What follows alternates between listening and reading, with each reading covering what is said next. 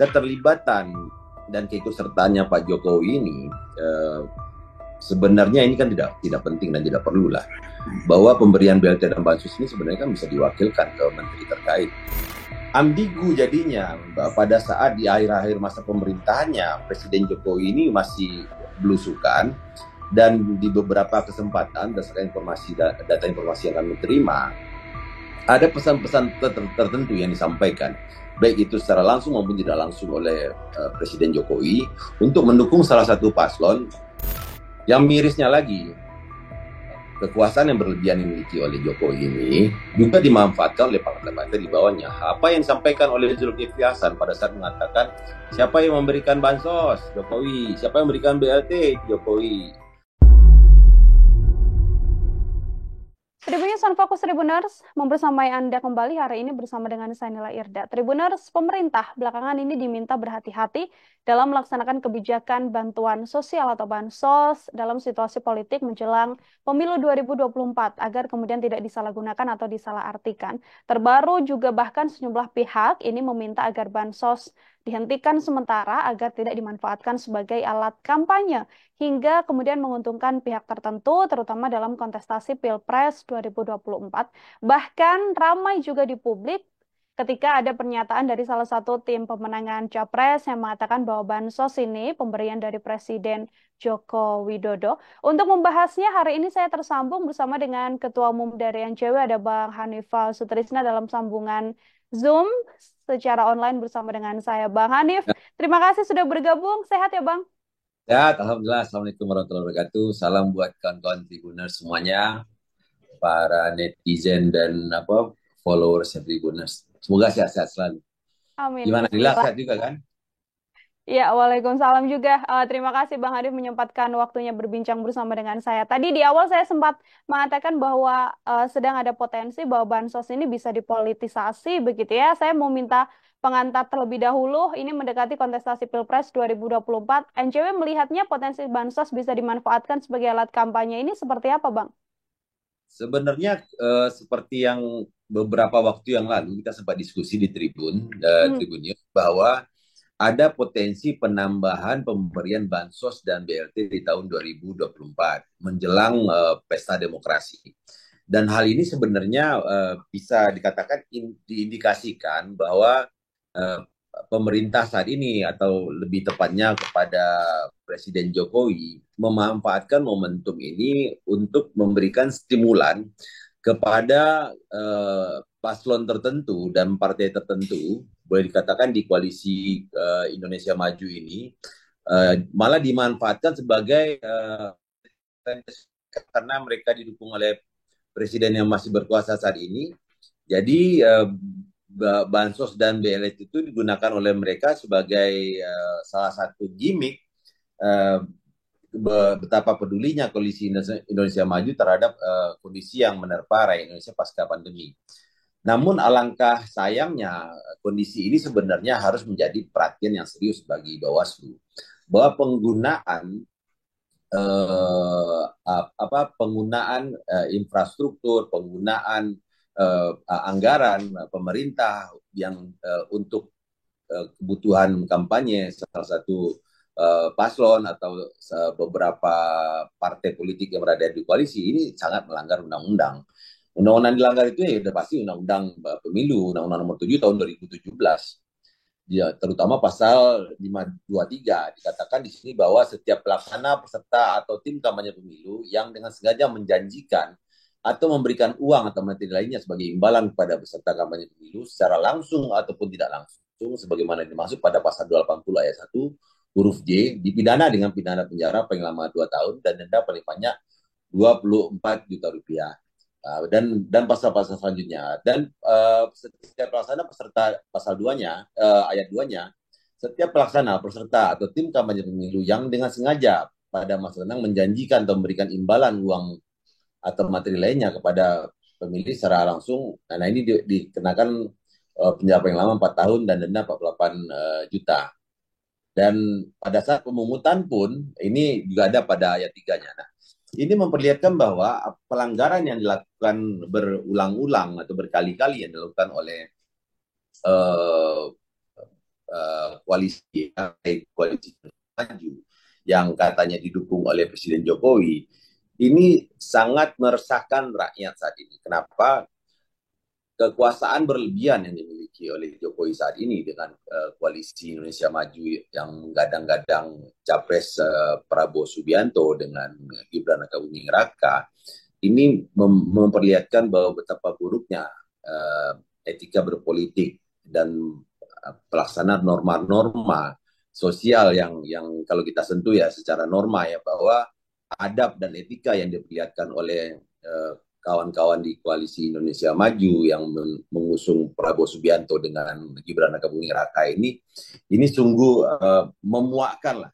Jadi pelanggaran-pelanggaran ini tidak hanya sekali dua kali dilakukan. Baru kemarin viral bahwa Gus Miftah itu melakukan money politik dan Bawaslu sudah sepakat mengatakan apa yang dilakukan oleh Gus Miftah itu dikategorikan sebagai pelanggaran undang-undang gitu dengan memberikan money politik. Dan ini kan sudah viral juga bahwa Bawaslu akan mengeluarkan kabarnya nih, mudah-mudahan benar-benar mengeluarkan keputusan bahwa apapun yang dilakukan oleh Gus Miftah pada saat memberikan uang di salah satu pesantren di Jawa tersebut adalah pelanggaran pelaksanaan pemilu gitu. yang menjadi concern kita sebenarnya bukan itu. Inilah yang jadi concern kita adalah keterlibatan dan keikutsertaannya Pak Jokowi ini sebenarnya ini kan tidak penting dan tidak perlu lah, bahwa pemberian BLT dan bansos ini sebenarnya kan bisa diwakilkan ke menteri terkait, ke Bu Risma sebagai Menteri Sosial, ataupun ke daerah-daerah tertentu yang memang butuh sentuhan langsung, karena ini kan pemberian ini bukan pemberian seorang Jokowi ya kan, bukan pemberian dari suatu koalisi atau dari beberapa partai kepada masyarakat yang membutuhkan. Bukan, ini memang kewajiban pemerintah untuk membantu masyarakat yang kondisi perekonomian mereka runtuh atau rontok pasca COVID-19. Tapi apa yang kita lihat dipertontonkan sekarang, kemana-mana Presiden Jokowi ini melakukan kunjungan selalu menyertakan bansos dan BLT. Nah, yang lucunya bansos dan BLT ini itu selalu diberikan dengan bingkisan goodie bag-nya itu sekretariat presiden. Artinya ini kan bentuknya apa gitu loh. Apakah ini pemberian dari presiden dengan uang pribadinya presiden ya kan, atau ini pemberian bansos yang APBN-nya itu melalui Kementerian Sosial. Nah, ambigu jadinya pada saat di akhir-akhir masa pemerintahannya Presiden Jokowi ini masih belusukan, dan di beberapa kesempatan berdasarkan data informasi yang kami terima ada pesan-pesan tertentu yang disampaikan baik itu secara langsung maupun tidak langsung oleh Presiden Jokowi untuk mendukung salah satu paslon. Dalam hal ini adalah paslon 02 di mana anaknya berada di sana sebagai cawapresnya Prabowo Subianto, yaitu saudara Gibran Rakabuming Raka. Dan ini memperlihatkan bahwa kekuatan atau kekuasaan otoritarian yang diperlihatkan oleh Jokowi ini sudah semakin merajalela. Dan ini biar seperti ini, citra baik yang dimiliki oleh Jokowi selama ini akan semakin rontok. Kami melihat bahwa di beberapa kunjungan Jokowi di daerah, baik itu di Jawa, baik itu di Pulau Sumatera atau di beberapa daerah, diperlihatkan bahwa ketidaksenangan masyarakat ikut campurnya Jokowi ini dalam pemberian bansos dan BLT untuk berusaha memenangkan salah satu calon atau memenangkan aktivitas partai yang di dalamnya ketua umumnya anak kandungnya lagi, Partai Solidaritas Indonesia. Yang mirisnya lagi, kekuasaan yang berlebihan yang dimiliki oleh Jokowi ini juga dimanfaatkan oleh partai-partai di bawahnya. Apa yang disampaikan oleh Zulkifli Hasan pada saat mengatakan siapa yang memberikan bansos? Jokowi. Siapa yang memberikan BLT? Jokowi. PAN adalah Jokowi. Jokowi adalah PAN. Ini kan memperlihatkan bahwa pemberian BLT dan bansos itu di-leverage atau dimonetize oleh partai-partai di koalisi Indonesia Maju sebagai bentuk kepedulian dari koalisi ini sendiri terhadap rakyat Indonesia. Padahal kan bansos ini bukan milik perorangan, bukan milik koalisi, bukan milik partai. Bansos ini adalah hak yang yang wajib diberikan oleh pemerintah sebagai bentuk kepedulian pemerintah terhadap kondisi ekonomi masyarakat Indonesia saat ini.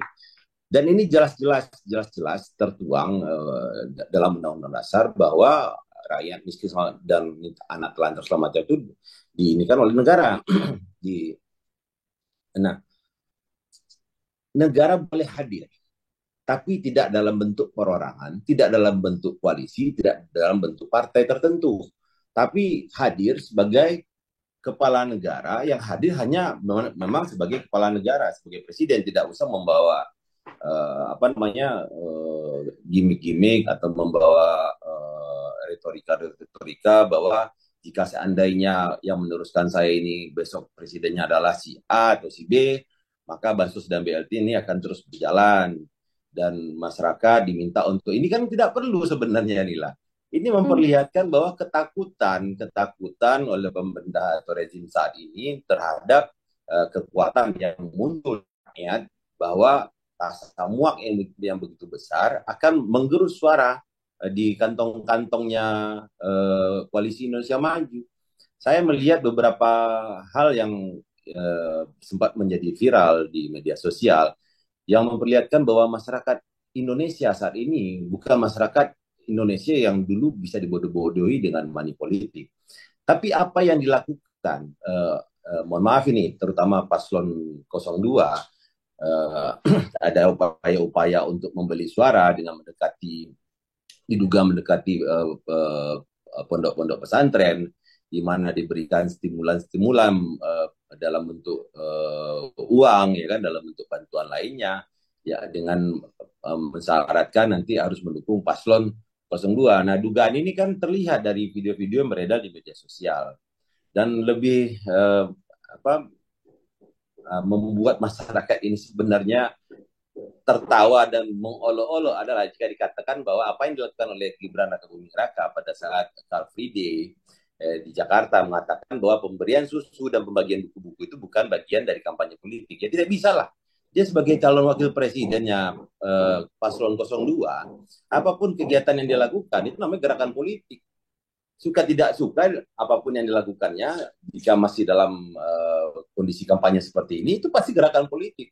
Mau dikatakan itu adalah bagian dari kegiatan kemanusiaan atau apalah dia sebut, tetap itu adalah gerakan politik. Tidak bisa denial, itu tidak bisa ditampilkan bahwa apa yang dilakukan oleh tim ses paslon 02 ini dengan memanfaatkan kekuasaan yang di endorsement dari penguasa saat ini jelas-jelas memang dilakukan.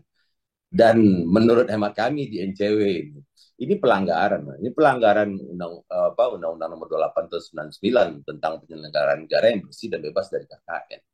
Ini jelas-jelas kolusi dilakukan.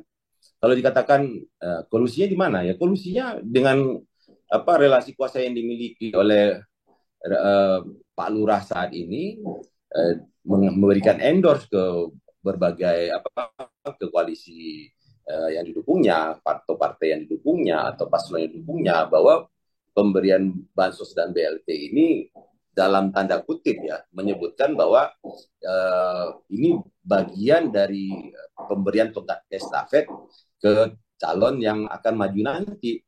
Dan ini di beberapa kesempatan dari saksi-saksi yang berada di lapangan sebutkan bahwa jika seandainya paslon tertentu yang menang, maka bantuan sosial dan BLT ini akan lebih baik dan mungkin pelaksanaan makan siang gratis dan pemberian susu itu akan berlangsung. Tapi kan kita berpikir secara logikanya, apa iya negara mengeluarkan uang 1 triliun setiap hari maksimal kalau dari programnya paslon 02 itu 400 triliun dalam 1 tahun. Sampai saat sekarang saya tetap tidak bisa masuk akal ada proyek senilai 1 triliun setiap hari yang akan dilelangkan dengan totalnya itu 400 triliun dalam 1 tahun. Proyek ini nggak mungkin dilelang setiap hari 1 triliun. Pasti dilelangnya itu dalam waktu 1 tahun. Nah ini bentuknya seperti apa? Kalau dikatakan dalam kampanyenya itu nanti akan dimanfaatkan warteg-warteg, akan dimanfaatkan peternak unggas, telur-telurnya dibeli semua, mungkin 90% dari hasil telur itu akan masuk ke program ini. Ini insane, nggak masuk di akal. Ini program yang menurut saya tolonglah jangan dibuat masyarakat Indonesia ini semakin muak gitu. Bayangkan 1 triliun itu dikeluarkan setiap hari. Coba dibikin sentra industri. Berapa banyak itu kerajinan-kerajinan, berapa banyak itu sumber sumber daya alam Indonesia yang bisa dimonetize dengan dibangunnya kawasan industri, dengan dibangunnya pasar-pasar tradisional, dengan ditingkatkannya mutu perkebunan, mutu pertanian, mutu perikanan di Indonesia yang bisa mendatangkan devisa, bukan dengan memberikan makan seolah-olah Indonesia ini seperti negara Ethiopia, kelaparan. Indonesia ini tidak dalam kondisi kelaparan secara umum ya. Mungkin ada 17 juta perut yang berjuang untuk bisa makan layak sekali dalam sehari. Tapi bukan berarti kita seperti rakyat-rakyat di Mozambik atau di Ethiopia sana yang benar-benar kekeringan. Makan itu memang mengais dari tanah untuk mereka bisa makan. Bahkan untuk bisa menipu perutnya, mereka merebus batu dan menjilat batu itu. Ke Indonesia belum sampai ke tahap sana. Kita ini adalah negara gemaripah lebih nyawa. Batang ubi aja dilempar besok berapa bulan sudah bisa kita ambil ubinya. Nah, sekarang kalau seandainya dikatakan bahwa yang benar-benar menjadi concern kita saat ini adalah bagaimana pemerintah itu memanfaatkan betapa besarnya sumber daya alam yang dimiliki Indonesia. Kenapa harus dilakukan pemberian makan kayak gitu? Kenapa tidak lakukan transmigrasi seperti yang dilakukan di zamannya Orde Baru dulu? Kan bisa dengan 400 triliun itu direlokasi lah penduduk yang begitu padat di daerah Jawa terutama itu ke Kalimantan, ke Sumatera, ke Sulawesi atau ke Papua. Dan sentra-sentra pertanian, sentra perkebunan yang sekarang ini dimiliki oleh para konglomerat itu dijadikan bagian dari peningkatan perekonomian Indonesia. Sekarang konglomeralisasi yang terjadi di Indonesia yang jumlahnya nggak sampai 7% orang terkaya di Indonesia ini sebenarnya jika memang dimanfaatkan untuk kemaslahatan rakyat Indonesia sangat sangat mudah sekali dilakukan dengan membuat regulasi bahwa ya dihidupkan lagi lah yang namanya PIR, dihidupkan lagi yang namanya perkebunan rakyat terpadu ya kan, perkebunan rakyat yang bisa yang plasma misalnya. Jadi rakyat-rakyat ini tidak berpikir lagi untuk mengais rezeki berjuang di ibu kota atau di kota-kota besar di Pulau Jawa. Nah, ini 400 triliun per tahun ini sekarang ini PR-nya Presiden Jokowi karena Paslon 2 oknum Menteri Pertahanan ini meminta tambahan uang pembelian alutsista di akhir tahun, kita itu defisit di akhir tahun 378 triliun. Ini bukan prestasi yang bagus untuk pemerintahnya Jokowi. Dan apapun program yang disampaikan oleh Paslon 02, baik itu dari calon presiden maupun calon wakil presidennya, ini merupakan program-program yang masih semu, yang tidak bisa diimplementasikan secara logika saja. Tidak usah kita bicara implementasi nanti di lapangan. Secara logika saja, tidak akan bisa diimplementasikan jika hanya janji-janjinya itu akan menguras lebih banyak uang negara, dan ini jika dikatakan disupport dengan pinjaman luar negeri akan menambah meningkatkan rasio pendapatan domestik bruto atau terhadap pendapatan negara itu sendiri. Kan kita kadang-kadang salah kaprah ini membandingkan rasio utang itu dengan pendapatan domestik bruto, yang itu pun juga belum tentu pendapatan negara semuanya, ada pendapatan swasta, ada pendapatan asing juga. Nah, sekarang jika dibandingkan pendapatan negara dengan utang negara, wah, menurut saya ini sekarang sudah sangat mengerikan saat ini. Dan ini harus waspada. Alert sudah harusnya disampaikan oleh Menteri Keuangan Sri Mulyani bahwa ada terlihat bagi kami di DJP terlihat penolakan secara halus pembelian alutsista dengan menambah pinjaman luar negeri di akhir tahun. Ini memperlihatkan bahwa sebenarnya Kabinet Indonesia Maju Pak Jokowi saat ini sebenarnya sudah tidak dalam kondisi yang kondusif, dan penyampaian bahwa Indonesia di akhir tahun 2023 di 378 triliun ini memperlihatkan bahwa kondisi keuangan negara saat ini menjelang pesta demokrasi tahun 2024 ini sangat mengkhawatirkan. Jumlah pokok dan hutang yang dibayarkan oleh triliun setiap tahun. Nah, jika ditambahkan lagi 400 triliun untuk makan siang dan susu, berapa lagi? Tapi intinya begini ya, Nila. Janganlah ada gerak-gerak politik ini oleh penguasa saat ini mengatasnamakan uh, orang tertentu, mengatasnamakan nama, mengatasnamakan partai, mengatasnamakan koalisi, karena ini merupakan kebaikan. Dan ini adalah kewajiban dari negara itu sendiri nih. Nah, ini yang menurut kami di NCW perlu jadi concern ya, dan Hmm. rakyat harus menjadi pengawas. Saat ini kan pengawas pemilu nggak ada nih lah. Pengawas pemilu yang dulu pada zaman pasca reformasi dulu begitu banyak NGO, begitu banyak LSM, baik asing maupun dalam negeri yang mengawasi monitoring pelaksanaan pemilu. Sudah kan udah nggak ada. Sepertinya ada rasa takut bagi pemerintah saat ini jika seandainya pengawasan terhadap pemilu yang jurdil dan luber tahun 2024 ini terjadi. Nah, apa yang kami lihat lagi?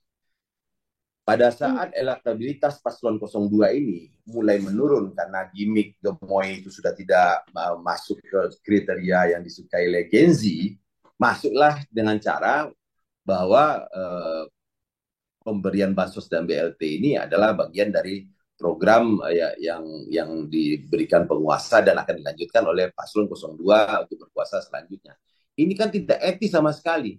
Saya sangat menyayangkan ini apa ketua umum Partai PAN ini sudah salah dia dalam berusaha dalam meningkatkan elektabilitas, malah menistakan agama dia sendiri. Ini seperti apa ya nilainya?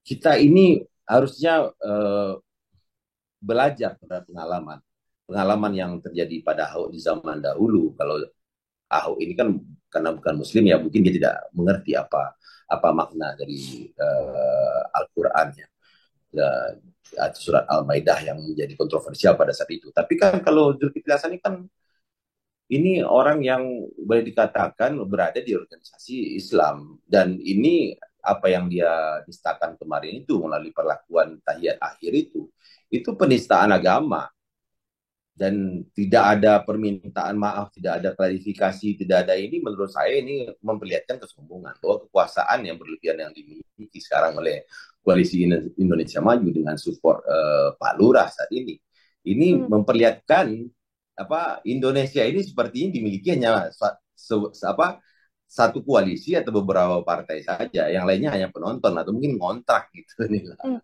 Oke, Bang Hanifah menduga bahwa memang ada kaitannya paslon 02 begitu ya dan juga ke koalisinya dengan Presiden Jokowi berkaitan soal bansos dan dugaan pelanggaran-pelanggaran lain yang tadi sempat disampaikan oleh Bang Hanifah. Tapi kalau kita berbicara soal bagaimana bansos ini, kemudian banyak pihak yang meminta agar dihentikan sementara berkaitan dengan pemilu, NCW juga mengamati hal yang sama. Harusnya pemerintah juga melakukan penghentian sementara agar kemudian masalah bansos ini tidak dipolitisasi, Bang. Sebenarnya begini lah, pemberian bansos ini kan tidak harus dideliver by Pak Jokowi Hmm, langsung kan. Ini Oke. bisa dideliver ke masyarakat melalui ya kementerian teknisnya, itu Kementerian Sosial. Cuma kan ketakutan lagi bagi penguasa, bagi Pak Lurah, jika seandainya Kementerian Teknis yang membagian bansos dan BLT ini nanti dibilang mengarah ke PDIP lagi yang memberikan. Padahal tidak begitu. Kita bekerja secara profesional aja negara ini. Kalau memang yang bansos dan BLT itu memang harus didistribusikan melalui Kementerian Teknis atau melalui kepala daerah, ya didistribusikan aja ke kepala daerah. Jadi tidak harus sekonyong-konyong ya kan. Ini merupakan uluran tangan atau belas kasihan dari presiden atau penguasa atau rezim saat ini kepada masyarakat yang terdampak pasca COVID-19.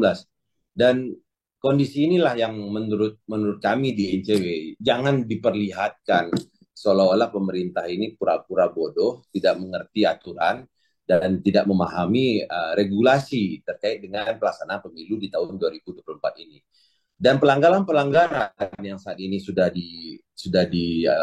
diadukan ke Bawaslu, nyata-nyatanya tidak semuanya diproses. Malah ada beberapa pelanggaran yang benar-benar sudah disampaikan oleh masyarakat ke Bawaslu, ditanggapi bahwa tidak ada pelanggaran kampanye di situ. Nah ini kan aneh. Saya melihat bahwa tidak hanya pelanggaran yang dilakukan dengan mempolitisasi bansos dan BLT ini, tapi banyak lagi pelanggaran-pelanggaran yang dilakukan dan cenderung memperlihatkan bahwa apapun sekarang yang bisa mereka gunakan sebagai alat untuk meningkatkan elektabilitas digunakan saat ini. Dan penggunaan fasilitas yang dimiliki oleh paslon masing-masing ini sebagai menteri ya, ini sebaiknya dihentikan. Jangan Hmm. menggunakan lagi fasilitas negara untuk kampanye. Jangan gunakan lagi kesempatan-kesempatan tertentu, curi-curi kesempatan paslon-paslon ini menggunakan momen tertentu untuk menaikkan elektabilitasnya dengan pengakuan bahwa ini adalah dari koalisinya mereka, dari tim sesnya mereka, atau dari partai tertentu. Ini kan tidak elok sebenarnya. Sangat tidak elok kalau kita lihat ini. Oke, artinya tidak harus itu kemudian dikerjakan oleh secara langsung Presiden Joko Widodo yang memberikan langsung ke masyarakat, namun sesuai dengan tupoksinya dalam hal ini ada Menteri Sosial yang juga kemudian bisa memberikan bantuan sosial agar tidak dipolitisasi seperti itu. Bang Hanif ini Jadi kan jadi gini, hmm, jadi gini nih lah. Kami mempunyai beberapa catatan terkait dengan bansos cair nih yang Januari 2024 ini. Ini ada catatan kami. Ada bantuan El Nino, bantuan langsung tunai El Nino sebesar 7,5 triliun untuk 18,6 juta keluarga. Terus ada juga bantuan dalam bentuk subsidi BBM senilai 21,3 triliun.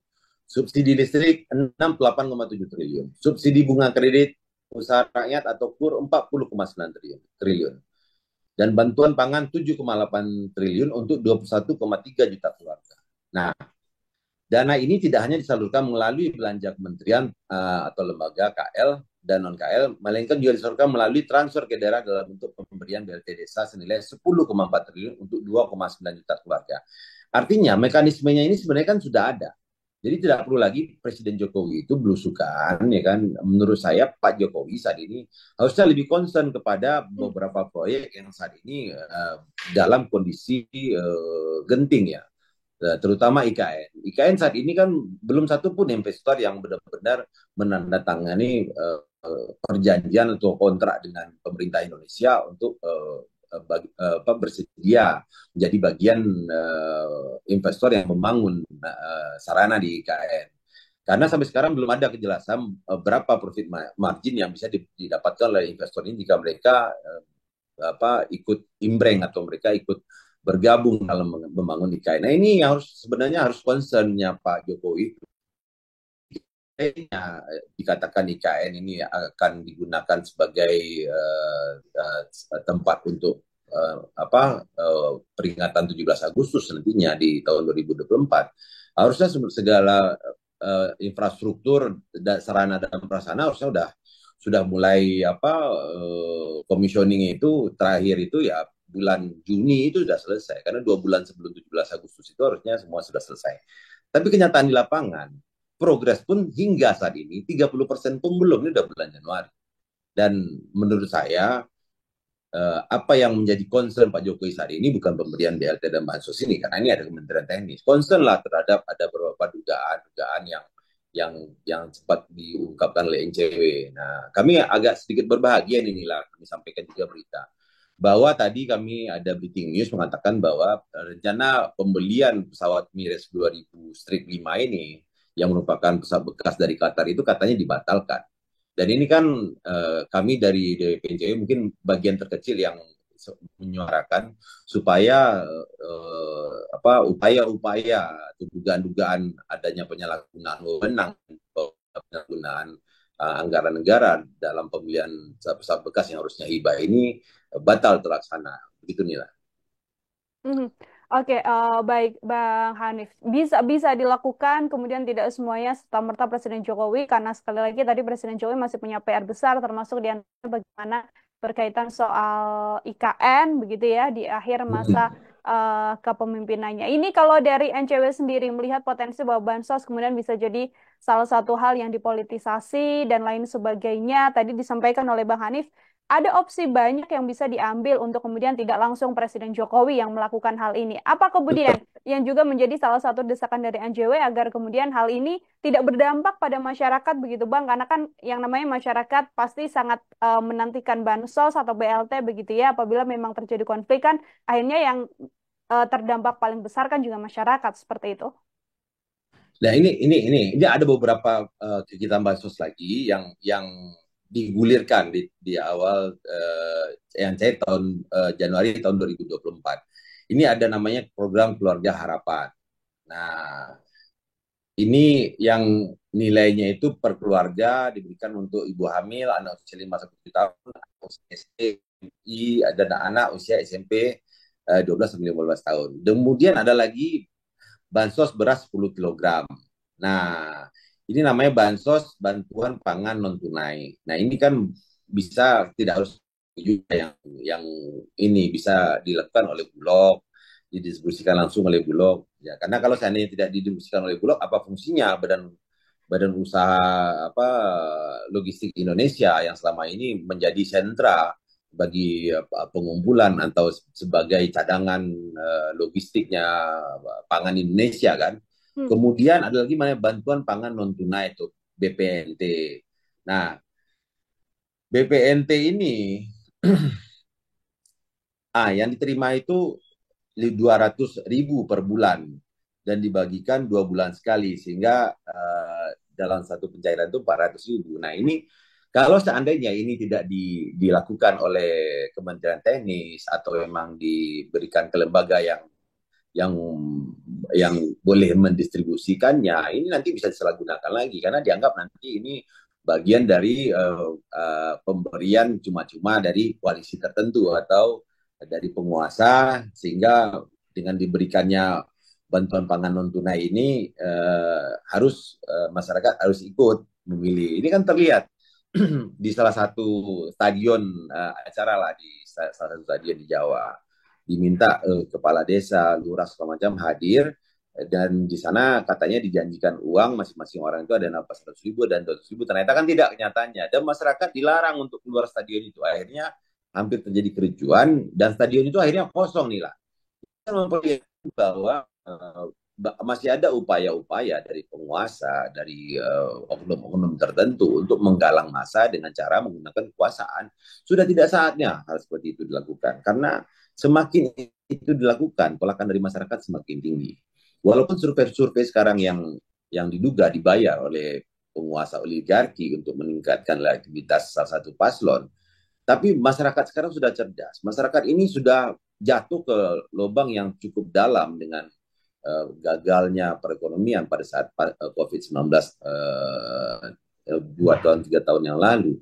Tapi saat ini masyarakat menginginkan seorang pemimpin yang benar-benar sampai ke grassroots, sampai ke kebutuhan dasar yang dimiliki oleh rakyat Indonesia saat ini adalah apa? Lapangan pekerjaan. Lapangan pekerjaan itu jauh lebih sustain manfaat yang diterima oleh masyarakat dibandingkan dengan kalau cuma hanya pemberian makan siang sama susu gratis. Kalau seandainya dibuat sentra industri tersedia 17 juta atau 27 juta lapangan pekerjaan, artinya eh, masyarakat yang pada saat ini belum mendapatkan pekerjaan ada upaya-upaya yang lebih konkret dari pemerintah dengan menyediakan sentra industri dengan melatih secara teknis rakyatnya sehingga bisa mendapatkan pekerjaan yang layak dengan gaji pun yang layak. Ini jauh lebih efektif dibandingkan membagi-bagikan apa namanya makan siang dan susu gratis yang bisa menjadi bancakan juga jika dalam bentuk proyek. Nah, apa dampaknya jika seandainya makan siang dan susu gratis ini diberikan dengan menjadi redundant dengan pemberian bansos dan BLT nanti? Nah, masyarakat Indonesia ini kan bukan diajarkan untuk bisa berusaha atau berjuang untuk kehidupan mereka. Malah mereka diperbodoh dengan terlalu banyak diberikan bantuan. Tidak ada yang salah dengan pemberian bantuan sosial atau BLT yang diberikan kepada masyarakat Indonesia saat ini. Tapi yang salah itu adalah memanfaatkan momentumnya ini pada saat pesta demokrasi akan dilaksanakan. Dan ini langsung dilakukan oleh penguasa jelas-jelas ada anaknya yang maju sebagai cawapres dan anaknya sebagai ketua umum salah satu partai yang saat ini di leverage dengan luar biasa, ya kan, dengan dana dukungan dana yang luar biasa untuk bisa masuk ke Senayan gitu. Nah, ini yang sebenarnya yang menjadi kritik pedas pada Presiden Jokowi saat ini. Dan jika kita melihat tidak ada program-program yang konkret yang dimiliki oleh paslon 02 tanpa memanfaatkan kekuasaan, tanpa memanfaatkan fasilitas yang tersedia saat ini, termasuk bansos dan BLT ini inilah. Ya inilah yang maksudnya apa ya? Kita ini masyarakat Indonesia dengan melihat kondisi yang sangat memprihatinkan bahwa kemiskinan menjadi tolak ukur bagi penguasa dan calon penguasa saat ini untuk mendulang suara. Dan ini kan tidak fair namanya, karena bukan berarti paslon lainnya, paslon 1 dan paslon 3 tidak diberikan juga kesempatan. Coba kalau mau adil ini ya, bahwa kita jadikanlah pesta demokrasi ini sebagai pesta yang gembira yang bisa dimanfaatkan oleh semua paslon, jangan paslon 2 mungkin diberikan begini. Di Provinsi Jawa Barat ada beberapa kabupaten kota. Kabupaten kota ini diberikan kesempatan paslon 01 untuk memberikan bansos dan BLT. Beberapa kota ini diberikan paslon 02 membagikan bansos dan BLT. Dan berikutnya paslon 03 di kabupaten kota mana, ya kan. Nah, ini kan fair, ya kan. Lebih jelas masyarakat tidak dirugikan karena ada desakan supaya pemberian bansos dan BLT dihentikan. Ini nggak bagus juga.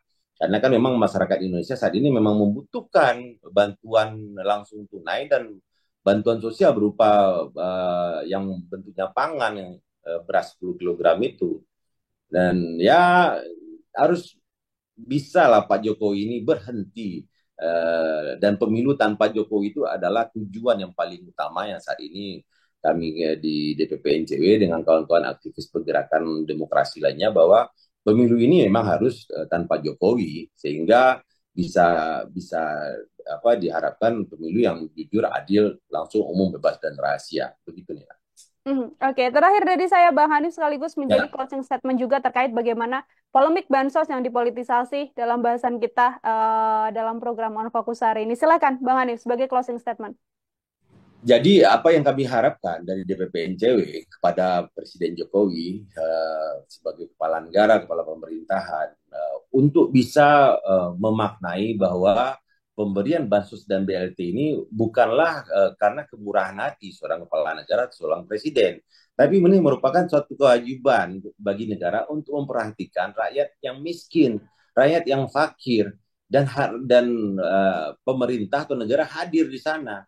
Jadi bukan karena kebaikan seorang presiden, bukan kebaikan sebuah koalisi atau satu partai, maka BLT dan bansos ini disalurkan ke masyarakat. Bukan. Masyarakat kita ini dalam kondisi ekonominya terpuruk pasca pandemi. Jadi apapun yang diberikan oleh pemerintah itu merupakan kewajiban pemerintah sesuai dengan yang dicantumkan dalam Undang-Undang Dasar 1945 dan undang-undang turunannya, bahwa negara harus hadir pada saat masyarakat kesusahan dalam memenuhi kebutuhan dasarnya, dan bukan menjadi bagian dari gimmick-gimmick untuk meningkatkan elektabilitas salah satu paslon capres cawapres atau partai tertentu. Dan kami harapkan juga partai-partai di koalisi di Indonesia Maju jangan terlalu euforia lah dengan survei-survei yang dibuat seolah-olah paslon 02 ini sekarang elektabilitasnya nomor 1, dan saat ini ya mereka bisa berbuat apa saja. Tidak seperti itu. Demokrasi di Indonesia harus kita jalankan sebagaimana demokrasi yang kita perjuangkan pasca reformasi. Jadi semua orang memiliki hak untuk bisa mendapatkan kehidupan yang layak. Dan ini adalah kewajiban bagi negara untuk memberikan kehidupan yang layak bagi seluruh rakyat Indonesia. Dan seandainya Pak Jokowi terus melakukan hal ini, saya malah melihat bahwa Pak Jokowi sebagai seorang negarawan di sini hilang pamornya, lebih kepada seorang bapak yang memperjuangkan nasib anaknya jangan sampai kalah nanti di pemilu Pilpres tahun 2024 nanti, 14 Februari tahun 2024. Begitu Nila. Baik, terima kasih banyak Bang Hadi Pasutrisna adalah Ketua Umum NCW Tribuners selama obrolan Sama-sama Tribun Nila. Penyusuan Fokus terkait bagaimana polemik bansos yang kemudian dipolitisasi. Bang Hadi sekali lagi terima kasih untuk Ya, kesempatannya berbincang. Semoga di lain kesempatan kita bisa berbincang kembali. Selamat beraktivitas, Bang Hanif. ya, makasih Nila. Assalamualaikum warahmatullahi wabarakatuh. Salam buat para Tribuners. Ya, Salam. Waalaikumsalam warahmatullahi wabarakatuh. Ya, Tribuners, demikian obrolan saya hari ini dalam program Tribunusan Fokus. Nantikan obrolan saya lainnya dengan tema-tema dan bahasan lain. Tentunya, saya Nila Irda pamit undur diri. Terima kasih dan sampai jumpa. Download Tribun X sekarang. Menghadirkan lokal menjadi Indonesia.